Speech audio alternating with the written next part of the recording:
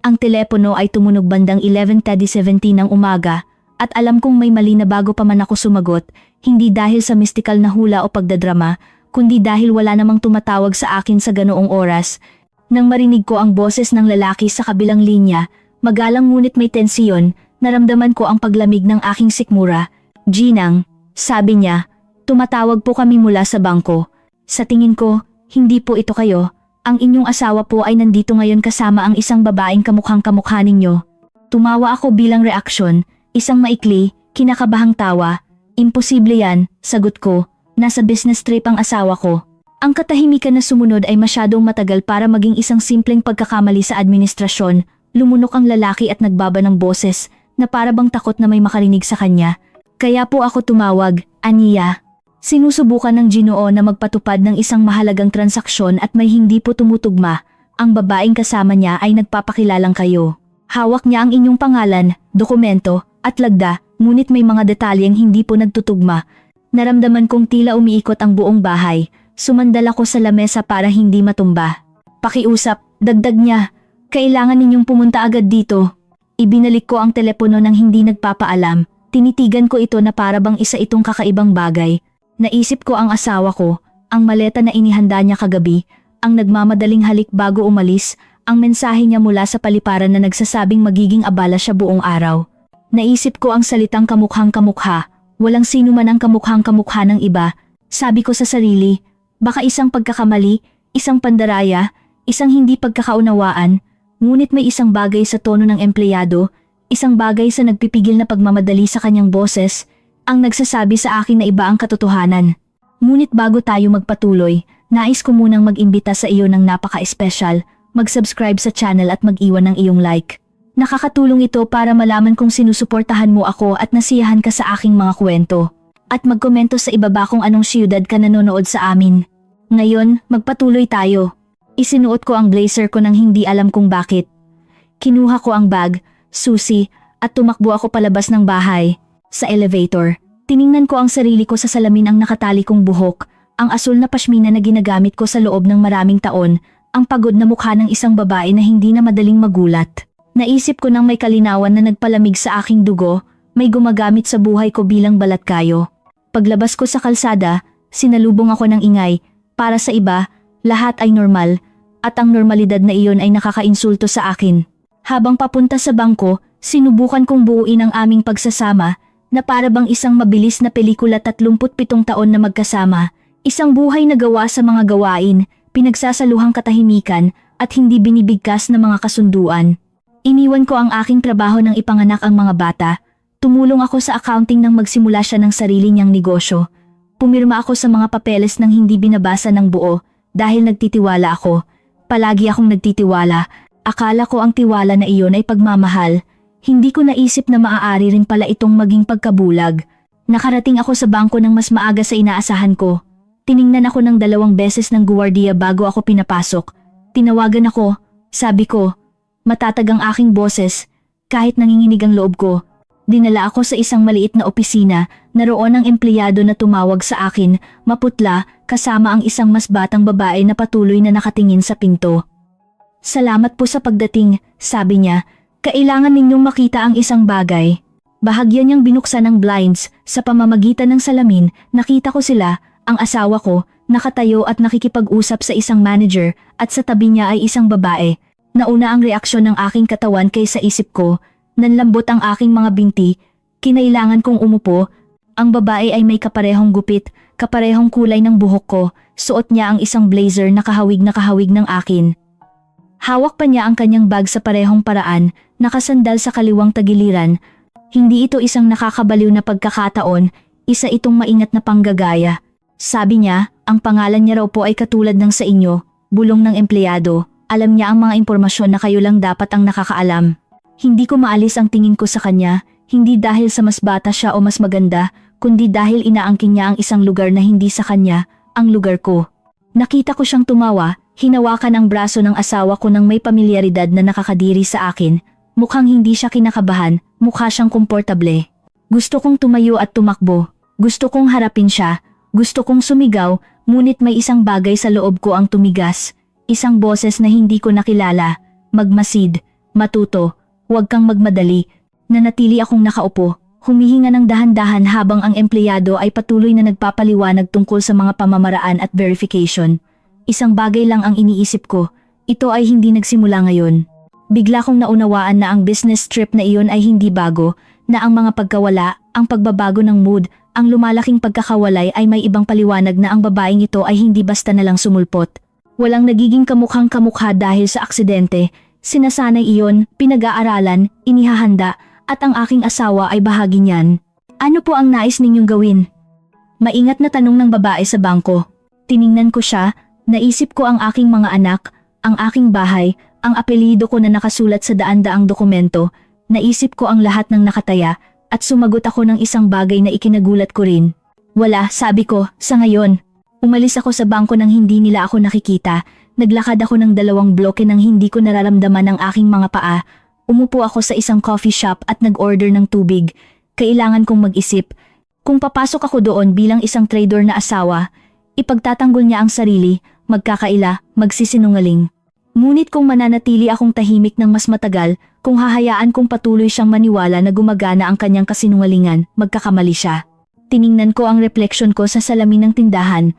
Ang babaeng nakatingin sa akin ay hindi na ang parehong babae na umalis sa bahay isang oras kanina. May isang bagong bagay sa kanyang mga mata. Hindi iyon sakit, iyon ay kalinawan ng isip.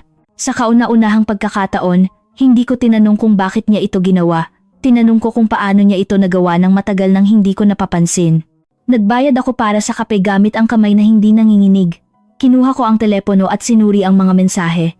Mayroon akong isa mula sa kanya na ipinadala 20 minuto na ang nakalipas. Meetings buong araw. Tatawag ako mamaya. Ngumiti ako ng walang kagalakan.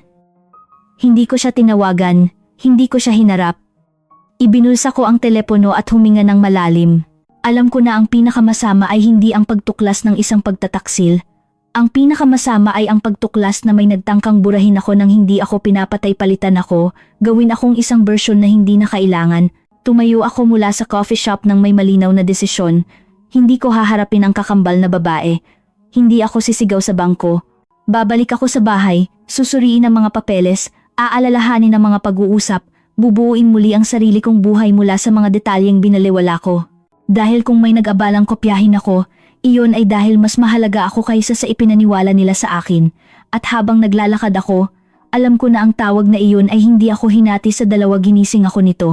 Sa loob ng maraming taon, inakala kong simple lang ang aming pagsasama, kahit predictable, walang malaking eskandalo o sigawan na pumupukaw ng atensyon ng mga kapitbahay. Mayroon lamang gawain, mahabang katahimikan, at isang buhay na gumagana na parang isang lumang mekanismo, gas-gas, ngunit gumagana pa rin. Naniniwala ako na iyon ang stability. Ngayon alam ko na invisibility din iyon. Nakilala ko ang asawa ko noong 23 ako.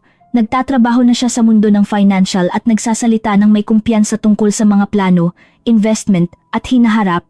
Naramdaman kong ligtas ako dahil sa kanyang katatagan. Nagpakasal kami ng mabilis, tulad ng nakasanayan noon, at hindi nagtagal ay dumating ang mga anak. Iniwan ko ang aking trabaho dahil may kailangang mag-alaga sa bahay, at ipinangako niya na pansamantala lang ang sakripisyong iyon.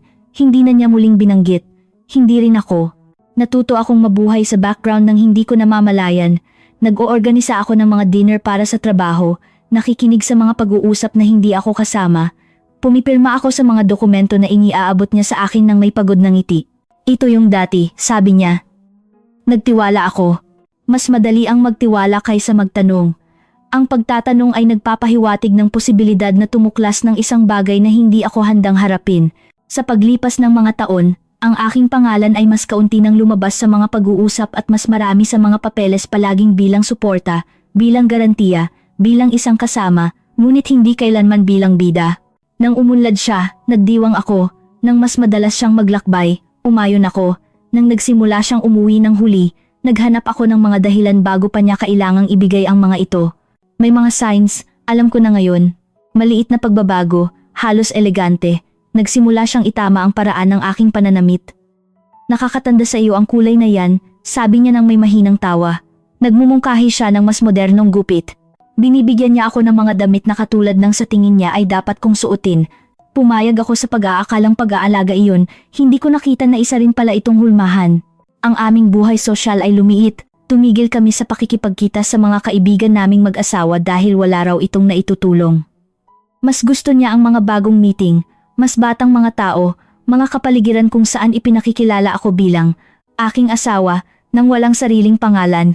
Nagsimula akong maramdaman na para akong isang accessory na babagay sa lahat at hindi highlight sa anuman. Nang mag-60 ako, nag-organisa siya ng isang maliit na hapunan. Nag-toast siya para sa akin, aking walang pasubaling kasama. Ang salitang iyon ay umalingaw sa akin. Hindi siya nagsabi ng pag-ibig, hindi paghanga, kundi kasama na para bang isa akong maaasahang bagay, hindi isang tao na may kasaysayan. Sa bahay, mas kaunti na kaming nag-uusap. Pinupuno ko ang katahimikan ng mga gawain, kaayusan o telebisyon sa background. Nagpapakulong siya sa telepono, sa mga email na hindi ko nakikita, sa mga tawag na ginagawa niya sa ibang silid. Kapag nagtatanong ako, sinasabi niyang, mga bagay sa trabaho. Tumango ako, palagi akong tumatango. Napansin ng mga kaibigan ko ang pagbabago bago ko pa napansin. Mukha kang malungkot, sabi ng isa sa kanila isang hapon. Nainis ako, akala ko nag-exaggerate lang siya. Paano ako magiging malungkot kung maayos naman ang buhay ko? May bahay ako, may matatandang anak, may economic stability. Hindi ko naintindihan na ang kaayusan ay maaari ring makasakal kapag hindi na ito nag-iiwan ng puwang para sa sarili. Ang gabi bago ang tawag mula sa bangko, maingat niyang inihanda ang kanyang maleta. Humingi siya ng isang partikular na kamiseta, isang relo. Binigyan niya ako ng mabilis na halik at sinabing maikli lang ang biyahe.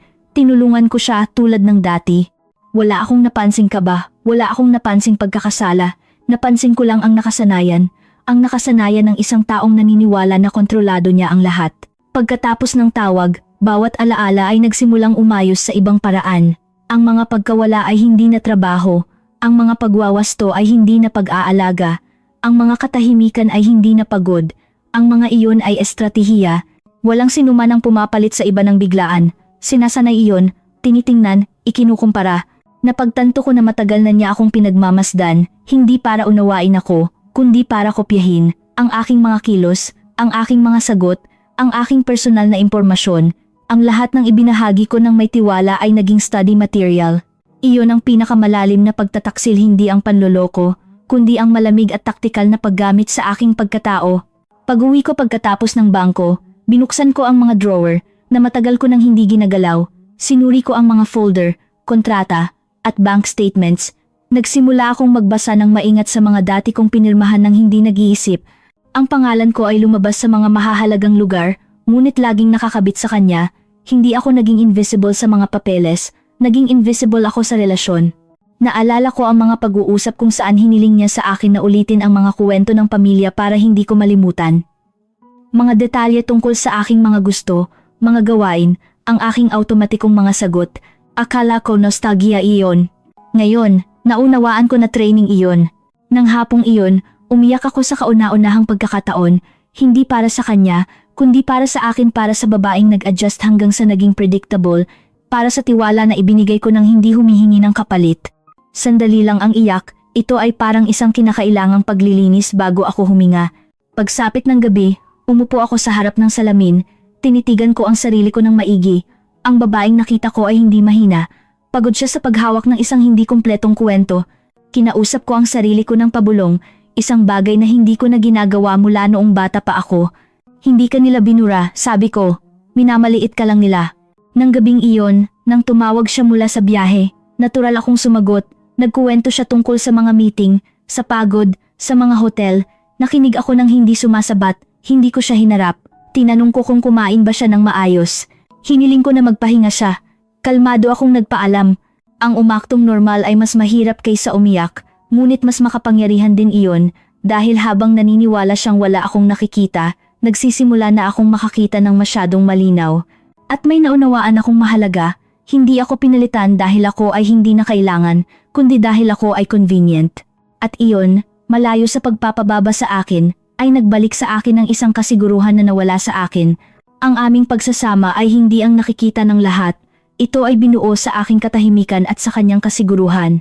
At ngayong nabasag na ang katahimikan, walang babalik sa dati. Hindi na ako handang maging pangalawang tauhan sa sarili kong buhay. Ang tawag na iyon sa bangko ay hindi lamang nagbunyag ng isang pagtataksil, nagbunyag ito ng isang pattern. At handa akong sundan ng thread na iyon hanggang sa dulo. Kahit masakit, Dahil sa kauna-unahang pagkakataon sa loob ng maraming taon, hindi ko tinanong kung kaya ko bang gawin iyon, tinanong ko kung kailan. Bumalik ako sa bangko makalipas ang 2 araw, sa parehong oras, suot ang parehong blazer at asul na pashmina. Hindi ako tumawag muna. Ayokong bigyan ng babala ang sinuman. Naglakad ako papunta sa pasukan ng may matatag na pulso at malamig na ulo, na para bang papasok ako sa isang teatro upang manood ng isang dula na alam ko na ang katapusan. Nang tawirin ko ang salamin na pinto, nakaramdam ako ng bigat sa dibdib, ngunit hindi ako huminto. Sa pagkakataong ito, hindi ako titingin mula sa malayo. Nakita ko siya agad. Nakaupo siya sa isa sa mga huling lamesa, nakayuko, nagsasalita ng may kilos na alam kong masyadong pamilyar. Iginagalaw niya ang kanyang mga kamay. Tulad ko kapag nagpapaliwanag ng isang mahalagang bagay. Ngumiti siya na bahagyang nakataas ang kaliwang dulo ng labi. Nakatali ang kanyang buhok sa parehong paraan na ginagawa ko sa loob ng maraming taon. Hindi lang siya kamukha, siya ay isang inensayong salamin. Ang asawa ko ay nakaupo sa harap niya, attentive, mukhang ipinagmamalaki, kahit habang nakikinig siya, tumango siya gamit ang ekspresyon na nakita ko ng maraming beses sa bahay. Ipinakilala niya siya ng natural sa mga lumalapit. Aking asawa, sabi niya. Ang salitang iyon ay tumagos sa akin na parang bubog, hindi dahil sa selos, kundi dahil sa kalapastanganan, dahil sa kasiguruhan ng kanyang pagbigkas. Lumapit ako sa counter at humingi na makausap ang manager. Habang naghihintay, hindi ko maiwasang pagmasdan siya ng mas detalyado. May suot siyang singsing na katulad ng sa akin hindi identical, ngunit sapat na magkatulad para hindi mapansin. Lumulutang ang pabango niya sa hangin. Ito ang parehong pabango na binibigay niya sa akin bawat anibersaryo. Naunawaan ko noon na hindi niya ginagaya ang aking hitsura dahil gusto niya, ginagaya niya ang aking pagkakakilanlan. Dinala ako ng manager sa isang opisina, inalok ako ng tubig, tumanggi ako, gusto kong makita, kailangan kong makita. Tumayo ako at humingi ng permiso na lumabas. Sandali lang, sabi ko. Walang pumigil sa akin. Naglakad ako diretso patungo sa lamesa kung nasaan sila. Hindi ako nag-anunsyo, hindi ako nagtaas ng boses. Tumayo ako 1 metro ang layo sa kanila. Nauna siyang tumingala, bahagyang nanlaki ang kanyang mga mata, sapat lang upang magbunyag ng pagkagulat. Pagkatapos ay inayos niya ang kanyang mukha at ngumiti, na para bang kilala niya ako. Mas matagal ng 1 segundo bago ako nakilala ng asawa ko. Nang makilala niya ako, nawalan ng kulay ang kanyang mukha. Anong ginagawa mo rito? Tanong niya.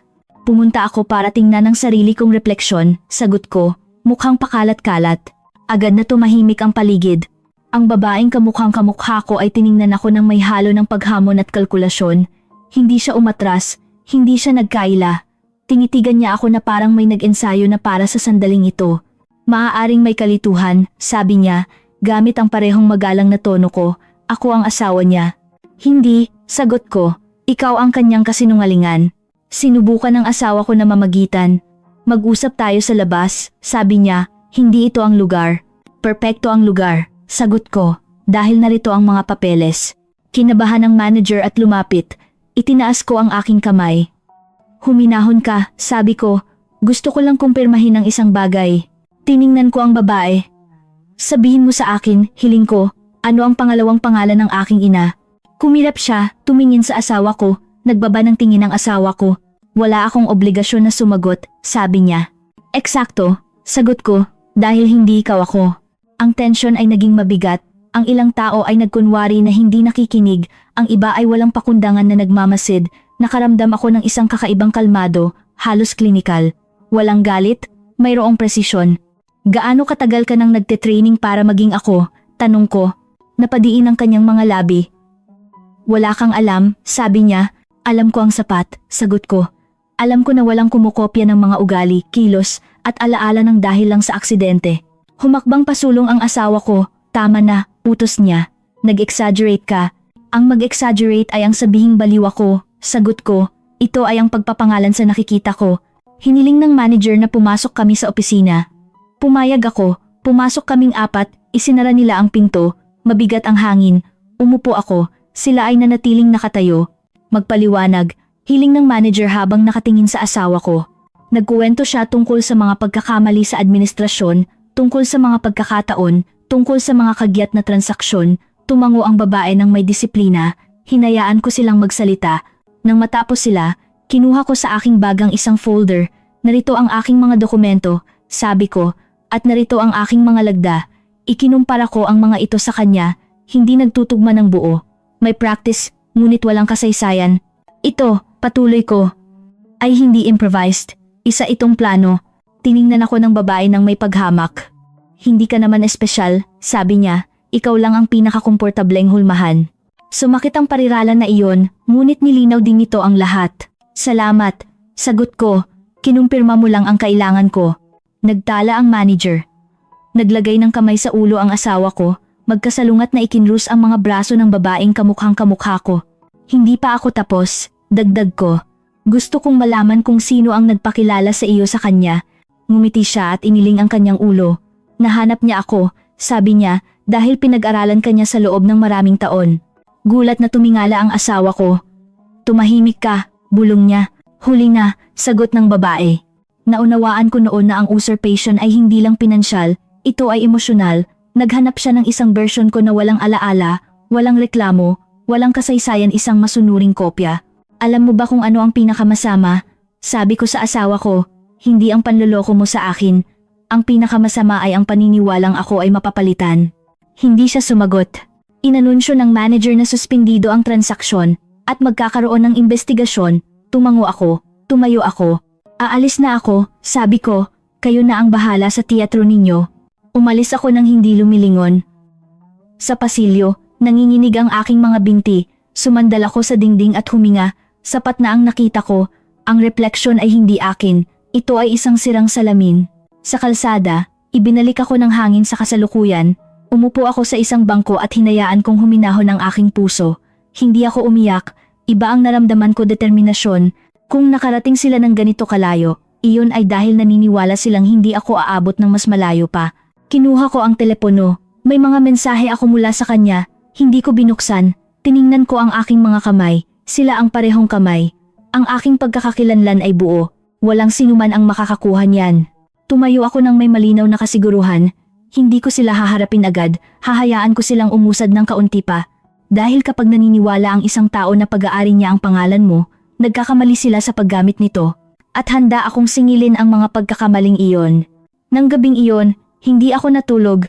Hindi dahil sa sakit, kundi dahil nagsimulang ayusin ng isip ko ang mga bahagi na matagal nang nakakalat. Ang eksena sa bangko ay paulit-ulit na nagbabalik, ngunit hindi na bilang isang sugat, kundi bilang isang ebidensya.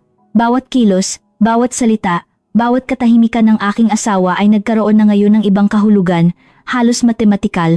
Hindi ito kaguluhan, ito ay isang plano. Umuwi ako pagkalipas ng hating gabi. Inilapag ko ang aking blazer sa upuan at umupo sa lamesa ng dining room na nakabukas ang folder sa harap ko.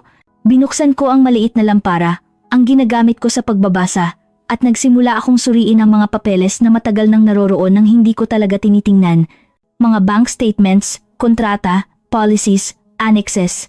Madalas lumabas ang pangalan ko, ngunit halos laging kasama ng kanya, na para bang kailangan ng pahintulot ng aking pagkakakilanlan para umiral. Naalala ko kung ilang beses akong pumirma ng mga dokumento nang hindi binabasa ng buo. Magtiwala ka, sabi niya. Simpleng transaksyon lang, nagtiwala ako. Ngayon naunawaan ko na ang tiwala ay ang kanyang paboritong kasangkapan, hindi para protektahan ako, kundi para makakilos ng hindi nakikita. Nakakita ako ng mga bank transactions na hindi ko kinikilala, maliit sa simula, halos invisible, pagkatapos ay mas madalas. Mga account na binuksan sa mga oras na abala ako sa bahay o sa mga apo, mga transfer na ipinapaliwanag bilang operating expenses. Walang sumisigaw ng fraud, ngunit lahat ay bumubulong ng duplicity. Binuksan ko ang drawer kung saan ko inilalagay ang aking personal na dokumentasyon. Ang pasaporte ko ay naroon, ang ID ko rin, ngunit may nawawala. Ang dokumento na palagi kong dala sa aking wallet ay wala. Nakaramdam ako ng ginaw. Hindi ko iyon nawala. May kumuha. Isang taong alam eksakto kung saan hahanapin. Tumayo ako at pumunta sa kwarto. Sinuri ko ang aparador ng asawa ko. Sa pagitan ng mga kamiseta at suit, nakakita ako ng isang folder na katulad ng sa akin. Sa loob ay may mga kopya ng aking mga dokumento, scan na litrato, at mga lagda na inensayo. Hindi ito improvisation, ito ay rehearsal. Bawat kopya ay nakaayos, may label, at perpekto. Umupo ako sa kama na hawak ang folder na iyon. Naisip ko ang babaeng kamukhang kamukha ko, ang paraan ng pagsasalita niya, ang kanyang kasiguruhan. Hindi lang siya mistress, siya ay kasabwat. at magkasama nilang binuo ang isang parallel version ng buhay ko, isang buhay kung saan hindi ako nagtatanong. Patuloy kong sinuri ang mga printed emails, maikling pag-uusap, mga instruksyon. Ipinapaliwanag niya ang mga detalye ng kasaysayan ng pamilya ko, mahahalagang petsa, mga pangalan na tanging malapit na tao lang ang makakaalam. Napagtanto ko na sa loob ng maraming taon, kinuwento ko ang buhay ko na parabang nag-iiwan ako ng mga crumbs sa daan, nang hindi iniisip na may pupulot nito para palitan ako. Hindi ako umiyak.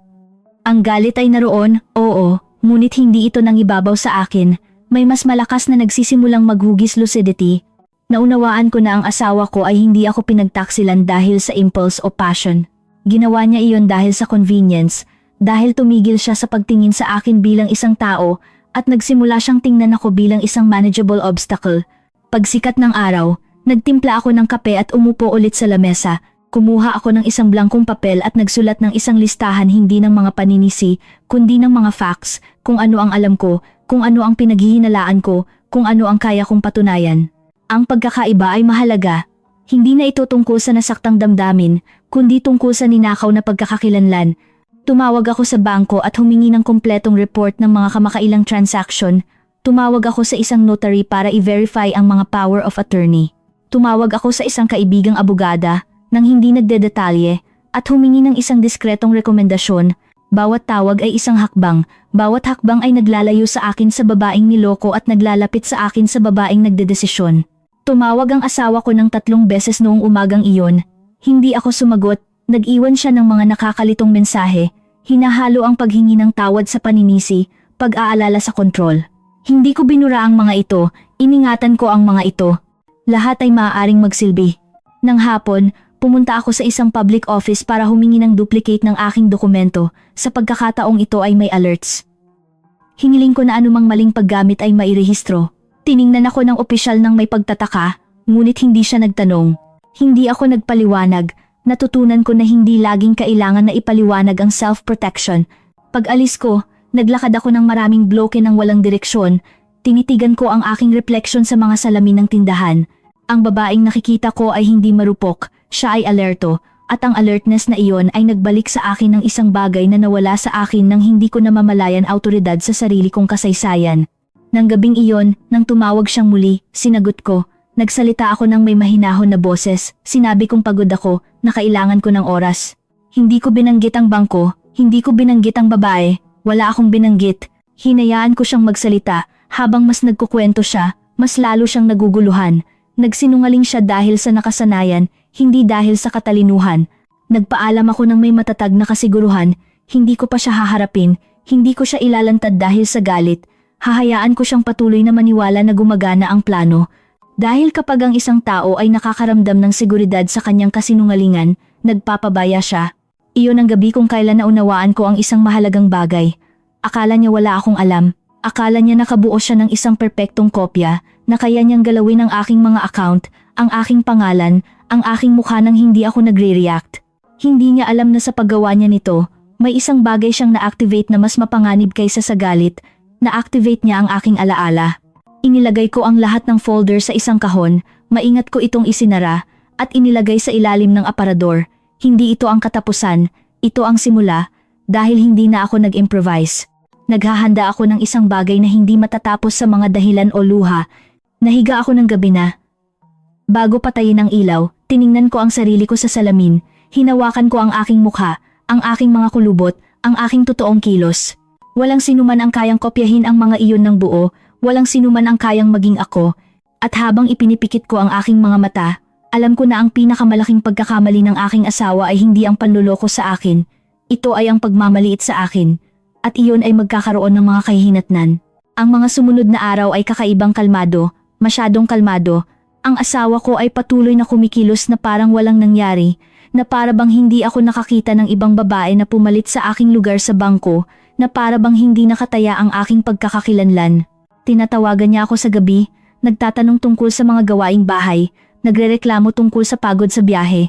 Sumasagot ako ng may mahinahon at kalkuladong mga salita. Hindi ako nagsinungaling, hindi ko lang sinabi ang buong katotohanan. Ang kalmadong iyon ang kanyang pinakamalaking pagkakamali.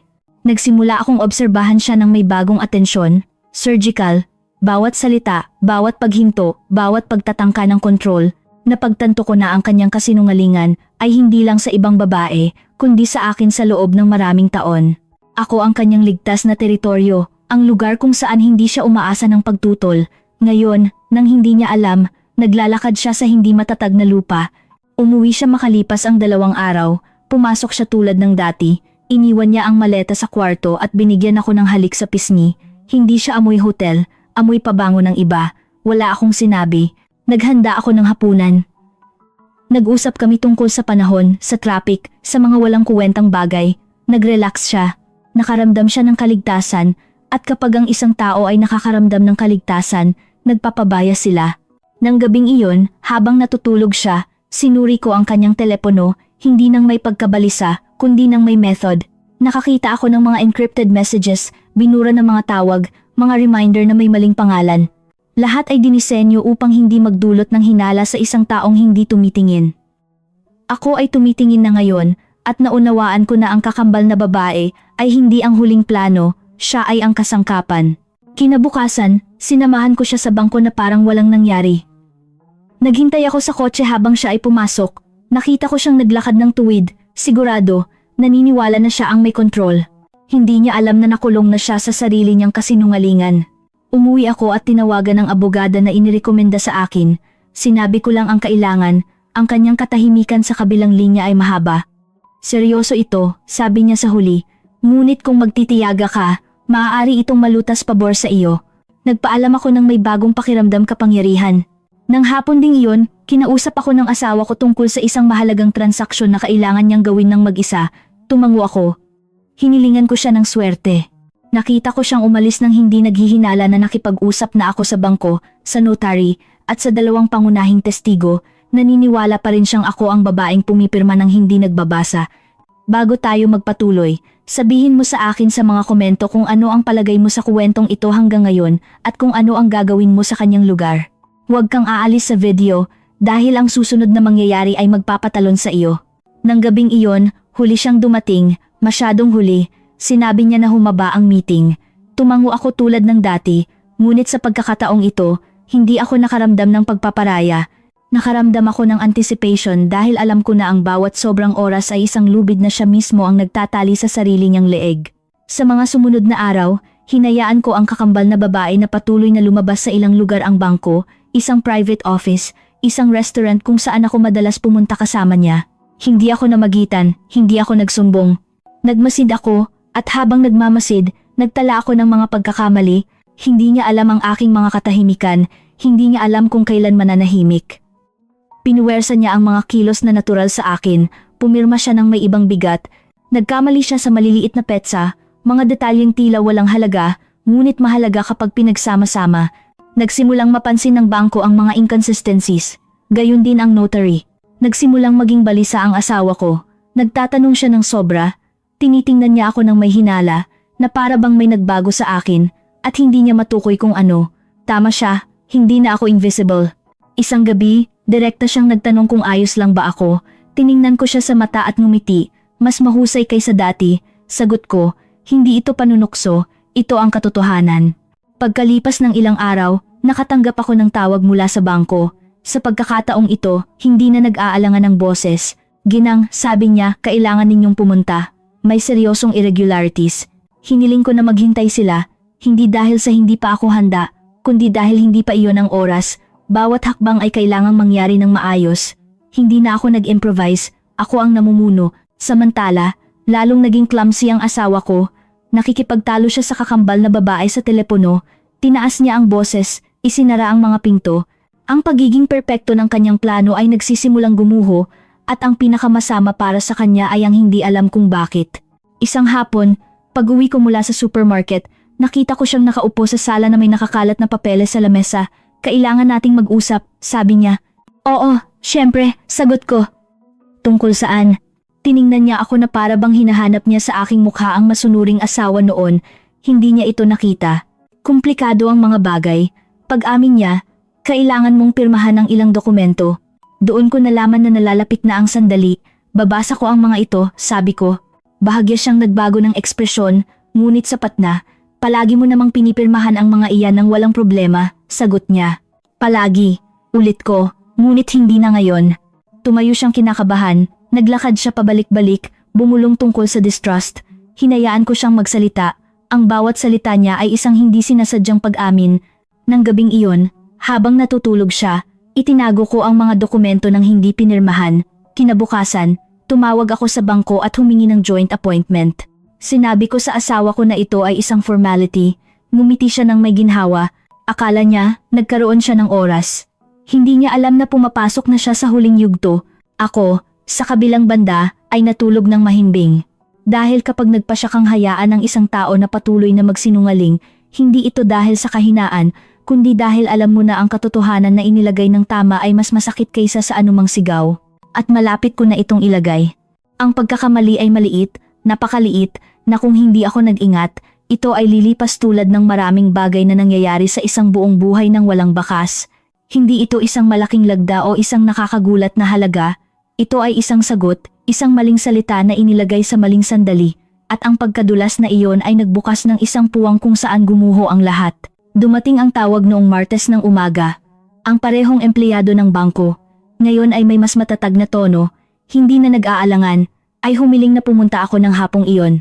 Hindi na siya nagdagdag ng marami, ngunit hindi na kailangan. Alam ko na may nagbago, may huminto na sa pagtutugma. Dumating ako ng on time. Pinapasok ako sa isang malawak na meeting room na may mahabang lamesa at matataas na bintana. May 3 tao na naghihintay sa akin, ang manager, ang empleyado na tumawag sa akin sa unang pagkakataon, at isang babae mula sa legal department. Walang ngumiti. Salamat po sa pagdating, sabi ng manager. Kailangan namin ng inyong kumpirmasyon sa isang partikular na punto. Tumango ako, umupo ako ng tuwid ang likod at kalmado ang mga kamay sa lamesa, hindi na sila nanginginig. Kahapon, patuloy niya, dumating ang inyong asawa kasama ang ginang na nagpapakilalang kayo upang pahintulutan ang isang maliit na pagbabago sa isang joint account. Sa panahon ng verification, tinanong siya ng isang routine question. Ang babae mula sa legal department ay nagsalita. Tinanong siya tungkol sa isang personal na petsa na nakarehistro sa system. Sabi niya, isang security data. Huminga ako ng malalim at nagtanong, nagkamali siya sa sagot. Naging mabigat ang katahimikan. Hindi ito isang malaking pagkakamali, dagdag niya, ngunit ito ay hindi tugma sa mga naunang records, at nang hilingin na kumpirmahin, nag-alinlangan siya. Ipinikit ko ang aking mga mata sandali, hindi dahil sa ginhawa, kundi dahil sa kalinawan. Ang kopya ay nabigo dahil hindi nito kayang dalhin ang mga dekada ng alaala. Ano ang sagot niya? Tanong ko. Ang pangalan ng kanyang panganay na pamangkin, sabi ng empleyado. Sinabi niya ang isang pangalan na hindi nakalista sa anumang naunang dokumento. Bahagya akong ngumiti. Ang pangalan ng panganay kong pamangkin ay Andres, sabi ko, at ipinanganak siya 2 taon bago kami nagpakasal ng asawa ko. Nagtala ang babae mula sa legal department. Sinabi ng ginang na Lucas ang pangalan niya, dagdag niya, at ipinanganak siya pagkatapos. Iyon, sagot ko, ay hindi pagkakalimutan, iyon ay imbensyon. Tumango sila. Sumandal ang manager. Mula noon, sabi niya, sinuspinde namin ang transaksyon at inactivate ang advanced verification protocol. Nakakita kami ng iba pang inconsistencies. Mga lagda na may ibang bigat, minimal na pagkakaiba sa handwriting, pagkakaiba sa mga spontaneous na sagot. Naroon ba ang asawa ko? Tanong ko. Opo, sagot niya. Sinubukan niyang mamagitan, sinabi niya na kayo raw ay nalilito kamakailan. Ang parirala na iyon ay tumagos sa akin, ngunit hindi ako nito binuwag. Salamat, sabi ko. Ano ang kailangan ninyo sa akin ngayon? Ang babae mula sa legal department ay nag-slide ng isang dokumento patungo sa akin. Ang inyong presensya para sa isang formal confrontation, paliwanag niya na may mga records, testigo, at minutes. Gusto naming gawin ito ng tama. Tiningnan ko ang papel, binasa ko ng maingat, hindi ako pumirma agad. Kailan? Tanong ko. Bukas ng umaga. Tumango ako. Darating ako. Umalis ako sa bangko nang may katahimikan na hindi ko naramdaman sa loob ng ilang buwan. Ang pagkakamali ay hindi na akin, hindi kailanman naging akin. May nagtangkang gamitin ang aking pangalan nang hindi nauunawaan ang bigat nito. Nang gabing iyon, maaga siyang umuwi, masyadong maaga. Tinitigan niya ako mula sa pinto na para bang naghahanap ng mga signs. Pumunta ka ba sa bangko? Tanong niya. Oo, sagot ko. Tinawagan nila ako. Lumunok siya. May nangyari ba? Walang hindi dapat mangyari, sabi ko. Umupo siya sa harap ko ng kinakabahan. Iba ka, bulong niya. Palagi akong ganito, sagot ko, ngayon ka lang tumitingin. Hindi siya nagpumilit, tumayo siya at pumunta sa kwarto. Narinig ko siyang nag-usap sa telepono ng pabulong, putol-putol na salita, tensyon, hindi na perpekto ang kopya at alam niya iyon. Natulog ako ng mahimbing. Napanaginipan ko ang mga papeles na nag-aayos sa sarili, ang mga pangalan na bumabalik sa kanilang lugar. Pagkagising, sumikat ang araw sa bintana ng kusina. Nagtimpla ako ng kape at dahan-dahan itong ininom, nakaupo sa lamesa ng walang pagmamadali. Sa kauna-unahang pagkakataon sa loob ng mahabang panahon, hindi ako naghihintay na may dumating o natatakot na may umalis. Sa bangko, kinabukasan, ang eksena ay sober, professional, walang sigawan. Dumating ang asawa ko kasama ang kakambal na babae. Maputla siya, umiwas siya sa pagtingin sa akin. Umupo kami. Ang babae mula sa legal department ay nagpaliwanag sa pamamaraan, nagpakita ng mga dokumento, nagkumpara ng mga lagda, nagbasa ng mga record. Ang kopya ay nagsimulang gumuho sa bawat tanong. Maaari mo bang kumpirmahin ang pangalawang apelyido ng iyong lola sa ina? Nag-alinlangan ang babae. Hindi ko maalala, sabi niya. Naaalala mo ba kung saan nagkakilala ang iyong mga magulang? Nagpumilit sila. Tiningnan niya ang asawa ko, pinikit niya ang kanyang mga mata. Tama na, sabi niya. Ito ay isang pang-uusig. Hindi, sagot ng manager. Ito ay isang verification. Hindi ako nagsalita. Hindi na kailangan. Sa wakas, tumayo ang kakambal na babae. Hindi na ako magpapatuloy, sabi niya. Hindi ito ideya ko. Tumayo ang asawa ko. Tumahimik ka. Sigaw niya. Tumahimik ang silid. Nakatala, sabi ng babae mula sa legal department. Salamat. Doon natapos ang confrontation. Sinuspinde ng bangko ang lahat ng joint operations. Nagsimula ang isang formal investigation para sa identity usurpation. Nauna ang asawa ko na umalis nang hindi tumitingin sa akin. Sumunod ang babae na umiiyak. Sandali pa akong nanatili. Pinirmahan ko ang kailangan. Nagpasalamat ako. Tumayo ako. May isa pa, sabi ko bago umalis. Salamat sa inyo dahil naniwala kayo sa akin kahit nag-alinlangan kayo. Tumango ang manager. Salamat sa inyong pasensya, sagot niya. Hindi ito karaniwan. Lumabas ako sa kalsada at huminga ng malalim. Ang hangin ay tila iba, mas magaan. Ang pagkakamali na nagbunyag sa kanila ay hindi ang maling sagot. Ito ay ang paniniwala na ang isang buhay ay maaaring kopyahin ng walang kahihinatnan. Ito ay ang pag-iisip na hindi ko mapapansin ang pagkakaiba sa pagitan ng natutunan at ng naranasan. Naglakad ako ng dahan-dahan, wala akong naramdamang euphoria, nakaramdam ako ng closure, alam kong kulang pa ang buong katotohanan, ngunit ang landas ay nalatagan na, at habang naglalakad ako, naunawaan ko ang isang bagay na hindi ko malilimutan kailanman. Walang sinuman ang kayang panatilihin ng isang kasinungalingan kapag nagpasya ang katotohanan na ipakita ang sarili ng may pasensya. Ang umaga ng pagdinig ay dumating ng kulay abo, na para bang alam ng langit na walang posibleng kanlungan para sa sinuman. Dumating ako sa bangko bago ang oras at umupo sa waiting area ng may katahimikan na ikinagulat ko. Wala akong dalang mga dokumento sa aking mga kamay o mga notes na nakatago sa aking bag. Lahat ng kailangan ko ay nasabi na, nakasulat, at nakarehistro. Kailangan ko lang maging naroroon. Dumating ang asawa ko makalipas ang ilang minuto kasama ang isang abogadong hindi ko kilala. Naglalakad siyang matigas, nakadiin ang panga, iniiwasang tingnan ako. Ang kakambal na babae ay wala.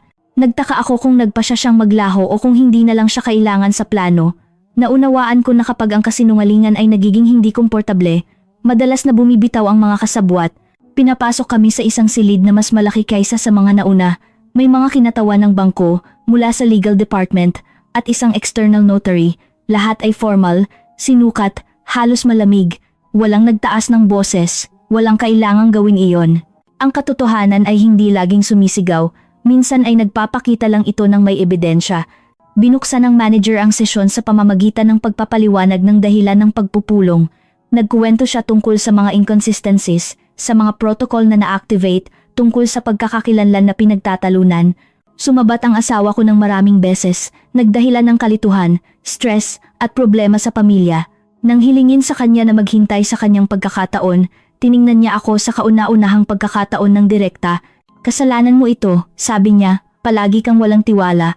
Hindi ako sumagot. Nagsalita ang babae mula sa legal department. Ginoo, sabi niya, pakiusap limitahan ang inyong mga interbensyon, magkakaroon kayo ng pagkakataon na magsalita. Bumulong siya ng inis. Nagsimula silang ilahad ang mga facts, mga document na naka-project, pinagkumparang mga lagda, recordings ng mga tawag. Ang bawat elemento ay nagdaragdag ng bigat sa isang kuwento na hindi na kayang panatilihin. Nakikinig ako ng hindi gumagalaw, hindi dahil sa wala akong naramdaman, kundi dahil dumaan na ako sa sakit ng tahimik sa mga nakaraang araw. Ang ginang na naririto, patuloy ng abogada, ang tanging lehitimong titular kasama ninyo, anumang pagtatangka ng usurpation ay bumubuo ng isang krimen. Biglang tumayo ang asawa ko.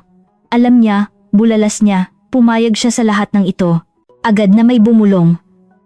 Ano ang tinutukoy mo? Tanong ng notary. Binigyan niya ako ng mga dokumento. Sabi niya, pumirma siya ng hindi nagbabasa sa loob ng maraming taon. Hindi siya maaaring magkunwari na biktima ngayon. Tiningnan ko siya noon, hindi nang may galit, kundi nang may ganap na kalinawan. Ang pagpirma ng may tiwala ay hindi pagpayag sa isang krimen, sabi ko, at alam mo iyan. Muling naging tahimik. Bukod pa rito, dagdag ko, hindi ko kailanman pinahintulutan na may magpanggap bilang ako. Tumango ang abogada, malinaw iyan sa mga records, kumpirma niya. Nagsimulang pawisan ang asawa ko, hinimas niya ang kanyang noo, nag-exaggerate siya, giit niya, nalilito siya, may problema siya sa alaala. Nakaramdam ako ng kirot, ngunit hindi ko ibinaba ang tingin ko. Nalilito?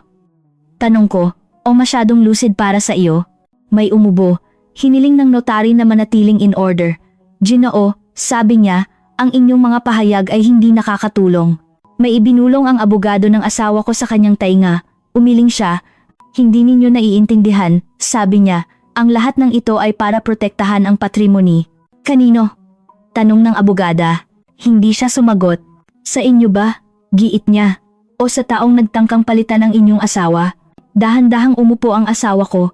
Ang lakas na ipinasok niya ay nagsimulang mawala. Magpapatuloy kami, patuloy ng manager, sa pagsuspinde sa lahat ng joint accounts hanggang sa malutas ang investigasyon. Aabisuhan din ang mga competent authorities. Ang salitang authorities ay bumagsak na parang bato. Isang kabaliwan nito, bulong ng asawa ko, sinisira niya ang buhay ko. Tiningnan ko siya sa huling pagkakataon. Hindi, sabi ko, hinarap mo lang ang mga kahihinatnan ng iyong mga desisyon. Walang palakpakan, walang dramatikong eksena. Isang administrative closure lamang na para sa akin ay nangangahulugang mas malaking bagay. Nabawi ko ang aking pangalan, ang aking lugar, ang aking boses. Natapos ang sesyon, tumayo kami. Nauna ang asawa ko na umalis ng talunan. Nanatili ako ng ilang minuto pa, pumipirma sa mga akta, nakikinig sa mga tagubilin. Nang lumabas ako, nakita ko siyang nakatayo sa bangketa, nakikipag-usap sa telepono, gumagawa ng mga desperadong kilos. Dumaan ako sa tabi niya nang hindi humihinto. Hindi niya ako tinawagan, hindi niya ako ininsulto, hindi siya sumunod. Sa huling katahimikan na iyon, naunawaan ko na tapos na ang kanyang kapangyarihan. Naglakad ako ng maraming bloke bago umupo sa isang bangko. Naramdaman ko ang pagod na naipon na bumagsak ng biglaan. Hindi ito kalungkutan, ito ay relief. Isang malalim, halos pisikal na relief. Huminga ako ng dahan-dahan, ipinikit ang aking mga mata. Naisip ko ang babae na ako sa loob ng maraming taon ang nananahimik, ang nagtitiwala ng hindi nagtatanong, ang naniniwala na ang pag-ibig ay nagpapawalang sala sa anumang pagpaparaya. Hindi ko siya hinamak, pinarangalan ko siya, ginawa niya ang kanyang makakaya sa kaalaman na mayroon siya. Ngayon, marami na akong alam. Nag-vibrate ang telepono ko, isang mensahe mula sa isang hindi kilalang numero. Ito ang kakambal na babae. Patawad, sabi nito. Hindi ko inakala na ganito ang magiging katapusan. Hindi ako sumagot, hindi dahil sa wala akong naramdaman, kundi dahil hindi na ako ang dapat magdala ng kasalanan ng iba. Tumayo ako mula sa bangko at nagpatuloy sa paglalakad. Ang araw ay nanatiling kulay abo, ngunit ako ay hindi. Sa kauna-unahang pagkakataon sa loob ng mahabang panahon, naramdaman ko na ang hinaharap ay walang utang na paliwanag sa akin. Ang katotohanan ay lumabas, at kahit hindi nito maibabalik ang mga nawalang taon, ibinalik nito sa akin ang isang bagay na mas mahalaga, ang kasiguruhan na walang sinuman ang makakabura sa iyo kapag nagpasya kang manatili. Umuwi akong mag-isa noong hapong iyon, hindi dahil sa walang gustong sumama sa akin, kundi dahil kailangan kong tawirin ang threshold na iyon ng walang saksi. Dahan-dahan kong binuksan ang pinto, na para bang ang kilos ay may simbolikong bigat na ayokong sayangin. Ang katahimikan ay sumalubong sa akin ng walang puot. Hindi ito ang katahimikan noon, na puno ng mga bagay na hindi sinasabi, kundi isang bago, malinis, halos magalang. Inilapag ko ang aking bag sa lamesa at tumayo ako sa gitna ng sala, humihinga. Sa loob ng maraming taon, ang espasyo na iyon ay teritoryo ng iba, kahit na akin. Naglalakad ako doon na para bang ayaw kong mag-iwan ng bakas. Ngayon hindi. Naroon ako ngayon ng may buong pangalan, ng may buong kasaysayan, ng may katotohanan na nasabi at nakarehistro. Walang sinuman ang makakabura sa akin sa sarili kong bahay. Umupo ako sa sofa at tumingin sa paligid ang mga larawan, ang mga libro, ang mga muebles na ako ang pumili, lahat ay naroon kung saan ito laging naroroon. At gayon pa man, lahat ay nakaramdam ng pagkakaiba, dahil ang pagbabago ay hindi panlabas, ang pagbabago ay nangyari sa akin. Naalala ko ang unang pagkakataon na pumirma ako ng isang dokumento nang hindi binabasa. Naalala ko ang pakiramdam ng ginhawa sa pag-iisip na may ibang nag-aalaga sa mga komplikadong bagay na iyon. Naalala ko kung ilang beses akong nagkamali sa comfort para sa pag-ibig, delegation para sa tiwala, katahimikan para sa pag-iingat ng kapayapaan. At naramdaman ko ang isang bagay na hindi ko naramdaman noon, awa sa sarili ko, hindi paninisi, hindi kahihiyan, kundi awa. Nang gabing iyon, natulog ako ng mahimbing, walang pag-alala, walang paulit-ulit na pag-iisip. Natulog ako tulad ng isang taong hindi na kailangang magkunwari. Pagkagising, ang araw ay pumasok sa bintana ng kusina. Nagtimpla ako ng kape at dahan-dahan itong ininom, nakaupo sa lamesa ng walang pagmamadali. Sa kauna-unahang pagkakataon sa loob ng mahabang panahon, hindi ako naghihintay na may dumating o natatakot na may umalis. Ang mga sumunod na araw ay para sa mga transaksyon at desisyon. Tinawagan ako ng bangko upang kumpirmahin ang ganap na pagpapanumbalik ng aking mga access. Ang mga account ay nasa ilalim ng aking direktang kontrol. Ang notary ay nagpaliwanag ng kalmado sa bawat hakbang, bawat papel. Binasa ko ang lahat, tinanong ko ang lahat, pumirma lang ako kapag naunawaan ko. Ang bawat kilos ay isang tahimik na pagwawasto. Sinubukan ng asawa ko na makipag-ugnayan ng maraming beses. Una, may mahahabang mensahe, halos desperado. Pagkatapos ay may maiikling mensahe na puno ng paninisi. Pagkatapos, katahimikan. Hindi ako sumagot sa anuman. Hindi dahil sa wala akong salita, kundi dahil wala na akong dapat makipagkasundo, nagsalita ako ng mahalaga, ang natitira ay ingay. Isang araw, habang inaayos ko ang aparador, nakakita ako ng isa sa mga folder na inihanda niya, mga kopya ng aking mga dokumento, notes, mga detalye ng aking buhay. Binuksan ko ito sa huling pagkakataon. Tiningnan ko ang aking pangalan na inulit sa malamig, mekanikal na mga pahina, at naunawaan ko ang isang bagay na nagpalamig at nagpalakas sa akin sa parehong oras. Hindi niya kailanman ginustong maging ako. Ginusto niya lang na gamitin ako nang hindi ako nakakahadlang. Isinara ko ang folder at dinala ito diretso sa abogada. Hindi ito isang alaala, ito ay isang ebidensya. Ang aking mga anak ay nagsimulang tumawag ng mas madalas, ng maingat, ng may mahiyain na mga tanong. Hindi ko sila sinisi. Nakinig ako sa kanila. Ipinaliwanag ko ang kailangan, ng walang drama. Hindi ko kailangan na kumampi sila, kailangan lang na maunawaan nila na ang kanilang ina ay hindi isang interchangeable object. Nakita ko sa kanilang mga boses ang isang bagong bagay, respeto. Hindi ang automatikong respeto sa mother figure, kundi ang totoong respeto na ibinibigay sa isang taong naninindigan. Isang hapon, bumisita ang panganay kong anak na babae. Umupo siya sa harap ko at tiningnan ako ng matagal. Hindi ko inakala na kaya mong gawin ang lahat ng ito, sabi niya. Hindi niya ito sinabi ng may paghamak. Sinabi niya ito ng may pagkamangha. Hindi rin ako, sagot ko, dahil hindi ko kailangan noon. Tumango siya ng may nagniningning na mga mata. Masaya ako na ginawa mo, bulong niya. Ang simpleng at huli na parirala na iyon ay nagbigay closure sa isang bagay sa loob ko. Ang kakambal na babae ay nawala sa buhay ko tulad ng pagdating niya, nang walang sariling pangalan. Nabalitaan ko na sinubukan niyang ipaliwanag ang sarili, na sinasabi na minanipula siya. Siguro totoo, siguro hindi. Hindi ko na kailangang hatulan siya. Pinili niyang maging kopya, pinili kong maging orihinal muli. Lumipas ang mga linggo, umusad ang proseso ng batas. Nawalan ng access sa iba't ibang benepisyo ang aking asawa. Ang kanyang image, na maingat niyang binuo, ay gumuho, hindi dahil sa paghihiganti ko, kundi dahil sa lohikal na kahihinatnan ng kanyang mga aksyon. Natutunan ko na ang pinakamatinding katarungan ay hindi nangangailangan ng sigawan o pampublikong kahihiyan. Kailangan lang nito ng oras at katotohanan. Isang gabi, nakaupo sa parehong sofa kung saan madalas akong nakaramdam ng pagiging maliit, pinatay ko ang telebisyon at nanatili akong nakaupo sa dilim, hindi dahil sa may nag-utos sa akin, kundi dahil gusto kong pakinggan ang katahimikan. At sa katahimikan na iyon, pinakinggan ko ang sarili ko. Napagtanto ko na sa loob ng maraming taon, nabuhay ako bilang isang reduced version ko, hindi dahil sa kakulangan ng karakter, kundi dahil sa labis na pagbibigay. Nagbigay ako ng sobrang espasyo kaya nawala ako, at walang sino man ang kayang ipagtanggol ang hindi umaokupa ng lugar. Ngayon, sa edad na 62, naunawaan ko ang isang bagay na sana ay natutunan ko ng mas maaga, ngunit dumating pa rin sa tamang oras. Ang pag-ibig na humihingi na burahin mo ang sarili mo ay hindi pag-ibig, ito ay convenience. Hindi ko kinamumuhian ang asawa ko, ang galit ay nagtatali, ako ay kumawala, hindi rin ako nanatili ng may sama ng loob, ang sama ng loob ay nakakatanda. Nanatili ako ng may mas kapakipakinabang kalinawan. Kalinawan para magsabi ng hindi, kalinawan para magbasa bago pumirma, kalinawan para pakinggan ang aking discomfort bago ko bigyan ng dahilan. Kalinawan para malaman na walang sinuman ang may karapatang gamitin ang aking pangalan nang wala ang aking boses. Isang linggo ng umaga, naglakad ako sa parke.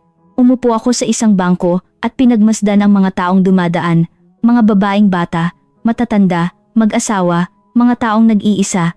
Naisip ko kung gaano karaming invisible stories ang naglalakad sa tabi natin nang walang sino man ang tumitingin. Naisip ko kung gaano karaming babae sa edad ko ang naniniwala na huli na para magbago ng anumang bagay at nakaramdam ako ng isang malalim na pagnanais na sabihin ito ng malakas. Hindi pa huli.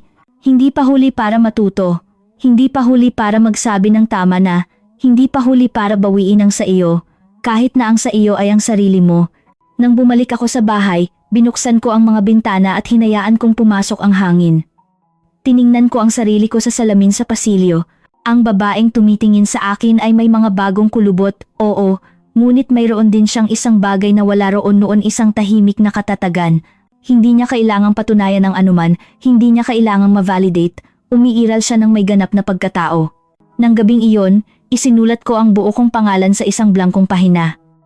Tiningnan ko ito, inulit ko ito ng malakas, hindi bilang isang legal act, kundi bilang isang intimate act. Walang sinuman ang gagamit nito nang wala ang aking pahintulot.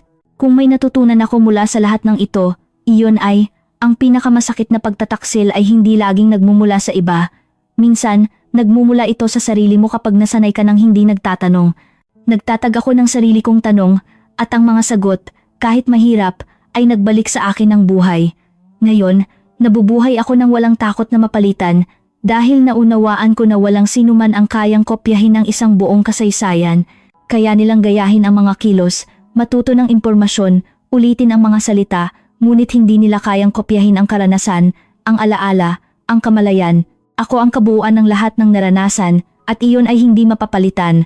Isinara ko ang pinto ng gabing iyon ng dahan-dahan, hindi dahil sa natatakot ako na may pumasok, kundi dahil inaalagaan ko ang aking kapayapaan. Nahiga ako at bago patayin ang ilaw, naisip ko ang tawag na iyon sa bangko, ang pagiging imposible ng lahat. Bahagya akong ngumiti. Ang tila imposible ay naging kailangan dahil tanging nang may nagtangkang burahin ako, naunawaan ko kung gaano kahalaga ang manatili. At sa ganoong paraan, nang walang sigawan, nang walang eskandalo, nang walang pangangailangan na sirain ng sinuman, nabawi ko ang laging akin, ang aking pangalan, ang aking kasaysayan, ang aking buhay. Ngayon, kapag lumingon ako, hindi ko nakikita ang pagtataksil o ang sakit lamang, nakikita ko ang eksaktong punto kung saan ako tumigil sa pagiging isang anino sa sarili kong buhay. Sa edad na 62, naunawaan ko ang isang bagay na walang nagturo sa akin noong bata ako, hindi sapat ang umiral, kailangan mong okupahin ang sarili mong lugar.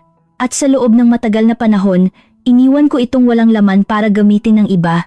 Ang tawag sa bangko ay ang simula, ngunit hindi ito ang dahilan. Ang dahilan ay ang mga taon ng katahimikan, ng bulag na tiwala, ng paniniwala na ang pag-ibig ay laging humihingi ng unilateral na sakripisyo. Natutunan ko na ang respeto ay hindi nakikipagkasundo, at ang nagmamahal sa iyo ay hindi kailangang burahin ka para sumikat. Ang aking kuwento ay hindi natapos nang sinubukan nilang palitan ako. Nagsimula ito nang nagpasya akong wag na itong payagan. Ngayon, naglalakad ako ng mas dahan-dahan, ngunit nakataas ang noo. Binabasa ko ang bawat dokumento, nagtatanong ako ng bawat tanong, at higit sa lahat, pinakikinggan ko ang sarili ko. Hindi ko na pinipilit ang sarili ko sa hindi komportable o binabawasan ang sakit na nararamdaman ko. Hindi dahil sa naging matigas ako, kundi dahil naging tapat ako sa sarili ko. Kung pinakikinggan mo ang kuwentong ito at nakaramdam ka ng kaba sa dibdib, gusto kong malaman mo ang isang bagay, hindi ka nag-exaggerate. Kapag may hindi tugma, kapag pinararamdam nila sa iyo na mapapalitan ka, kapag humihingi sila ng katahimikan kapalit ng kapayapaan, ang iyong intuition ay nagsasalita, pakinggan mo ito. Kahit nakakatakot, kahit hindi komportable para sa iba, Ang discomfort ay lilipas, ang pagkawala ng sarili ay nagiiwan ng malalim na marka. Hindi pa huli para bawiin ang iyong pangalan, ang iyong boses, at ang iyong dignidad. Ginawa ko ito pagkatapos ng 6C, at kung kaya ko, kaya mo rin. Hindi mahalaga kung ilang taon kang tumahimik o kung ilang beses sinabi sa iyo na ganyan talaga ang buhay. Nagbabago ang mga bagay kapag may nagpasyang magbago. Bago ako magpaalam, gusto kong humingi sa iyo ng isang napaka-espesyal na pabor. Mag-subscribe sa channel at mag-iwan ng iyong like kung ang kuwentong ito ay tumagos sa iyong puso. Nakakatulong ito para malaman kung hindi ako nag-iisa sa pagsasalita at na ang mga kuwentong ito ay nakakarating sa mga nangangailangan. Ibahagi mo sa mga komento kung anong siyudad ka nanonood sa video na ito. Sabihin mo kung ano ang palagay mo sa kuwentong ito at kung ano ang gagawin mo sa aking lugar. Gustong-gusto kong basahin ang bawat komento. Ang bawat kuwentong ibinabahagi rito ay nagpapaalala sa atin na hindi tayo nag-iisa, na mahalaga ang ating mga karanasan at na laging may paraan upang magsimulang muli. Ito ang aking kwento.